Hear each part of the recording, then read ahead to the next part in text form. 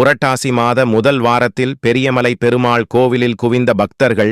கிருஷ்ணகிரி மாவட்டம் வேலம்பட்டி அருகே பெரியமலை அமைந்துள்ளது. 3435 அடி உயரம் கொண்ட இம்மலையில் உச்சியில் பெருமாள் கோவில் அமையப்பெற்றுள்ளது. அதியமான் அவ்வைக்கு இம்மலையிலிருந்து பெறப்பட்ட நெல்லிக்கனியை கொடுத்தார் என்பது வரலாறு. புரட்டாசி மாத சனிக்கிழமைகளில் இக்கோவிலுக்கு பக்தர்கள் அதிக அளவு வந்து செல்வது வழக்கம். அவ்வகையில் புரட்டாசி மாத முதலாவது சனிக்கிழமையான இன்று பல ஆயிரம் பக்தர்கள் பெரியமலை பெருமாள் கோவிலுக்கு வந்த வண்ணம் உள்ளனர்.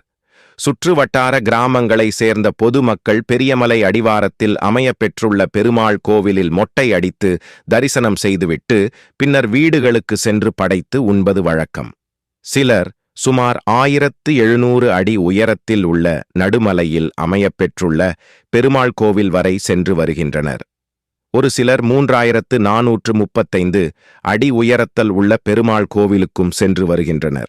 மலை மீது செல்ல எவ்வித போக்குவரத்து வசதியும் இல்லாத நிலையில் கரடுமுரடான பாதையில் நடந்தே செல்ல வேண்டும் என்பதால் அதிகாலை முதல் பக்தர்கள் உச்சிமலை வரை சென்று மதியத்திற்குள் திரும்பிவிடுவர்.